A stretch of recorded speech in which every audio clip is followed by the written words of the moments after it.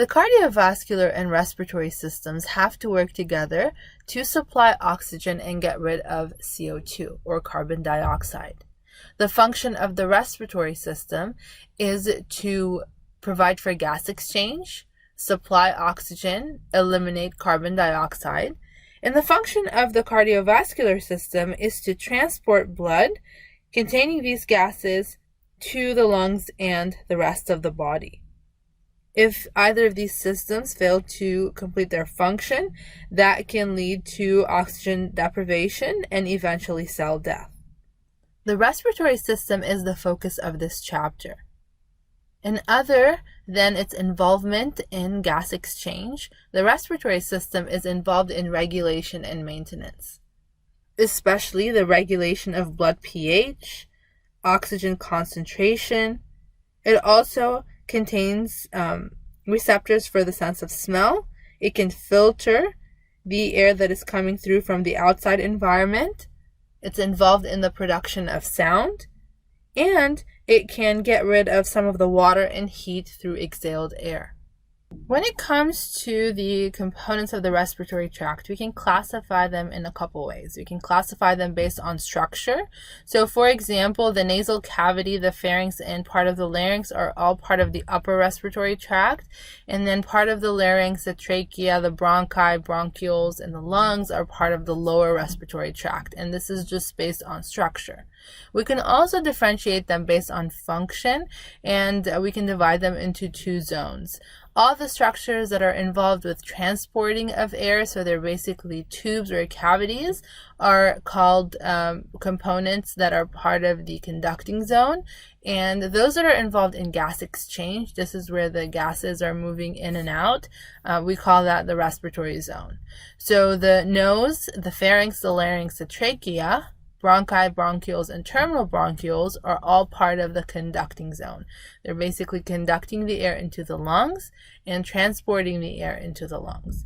Now, where the gas exchange occurs, we're talking about the respiratory bronchioles, the alveolar ducts, and the alveolar sacs, and eventually the alveoli. All of these that I just mentioned are part of the respiratory zone. You can see that the airway passageway, basically the air passageway is this way, from the respiratory bronchioles into the alveolar ducts, alveolar sacs, and the alveoli. This is where the gas exchange will occur in the respiratory zone between the capillaries and the alveolar sacs. This is what we call the alveoli, and the structure of the alveoli and how they're grouped together provide for a large surface area for exchange to increase the diffusion rate. The wall structure of the alveolus is pretty thin. It's one cell layer thick, and that means that it's pretty thin. It's just one cell, allowing for that exchange to occur quickly. We can see that these alveoli kind of cluster at the ends of the respiratory bronchioles, and this provides for this large surface area for exchange. Now take a look at the cells that are found in the alveoli sacs. The alveolar cells, we have a few types. We have type 1 alveolar cells and type 2 alveolar cells. They have different functions. Type 1 are squamous pulmonary epithelial cells, and this is where the exchange is going to happen. So for example, if you take a look at this one is pretty close to the capillary, and it's going to participate in that gas exchange function. Type 2 alveolar cells are known as septal cells. Their function is to secrete fluid, specifically alveolar fluid, which will keep these cells moist, and then also provide this layer of surfactant, which is a lipoprotein and a phospholipid complex mixture. And the function of the surfactant is to allow the alveolus to maintain its integrity, and it lowers the surface tension of the alveolar fluid that is produced. And when it lowers that surface tension, it will allow it to maintain its shape. It will reduce the tendency to completely collapse, which can happen when the pressure is high, especially when we're trying to exhale. That puts more pressure on our lungs and more pressure on the alveoli. And in order for these alveoli to not completely collapse and become flat, this surfactant will prevent it from completely doing that. It allows it to maintain its integrity, its structure.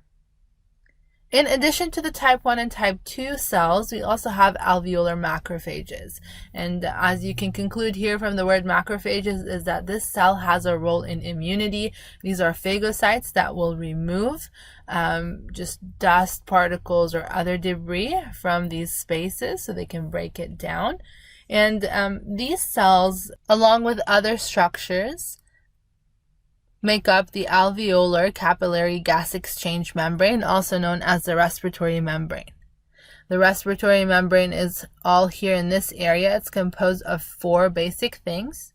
We have the type 1, type 2 alveolar cells that are found in the alveolus. Right on top of that, we have another structure called the basement membrane of the alveolar wall. And then we have the basement membrane of the actual capillary, and then the cells of the capillary. It's still a very thin structure. This is the respiratory membrane through which gases like O2 and CO2 will diffuse, and we're going to see gas exchange, at least in the lungs. I want to bring your attention to the structure of the lungs as well. Just to quickly talk about the pleura of the lungs, we have 2 layers. Each lung is enclosed within a cavity and is surrounded by pleura, known as a serous membrane, that will surround the lung structure. The pleura consists of 2 main layers, the visceral pleura and the parietal pleura. The visceral layer is just superficial to the lungs, so it's this outermost covering that you see.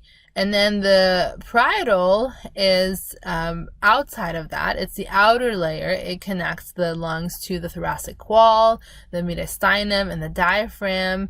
And in between the 2 pleura, so the visceral and the parietal, we have a cavity called the pleural cavity. This is a space in between the 2 layers, which is filled with fluid, pleural fluid to be exact, and this one is secreted by cells that are found in this membrane. And this fluid will provide lubrication to reduce friction as the lungs expand and then recoil as we're inhaling and exhaling. So it creates this environment that reduces tension or friction as the lungs expand or enlarge and then go back to their original structure. Of course, this is while the lungs are filling with air during inhalation and then pushing air out with exhalation.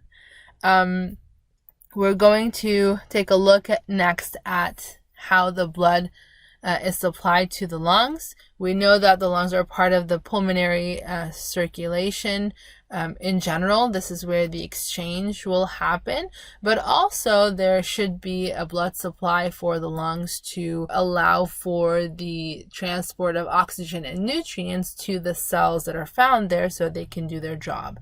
So they're also innervated by systemic circulation.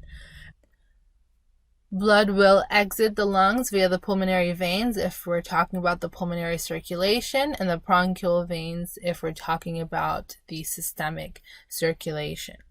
In addition, we have connections to the nervous system. So there's nervous innervation here, specifically through the autonomic nervous system. The parasympathetic nervous system will stimulate bronchoconstriction in the lungs if needed, and the sympathetic will stimulate bronchodilation in the lungs again if the situation calls for that type of response.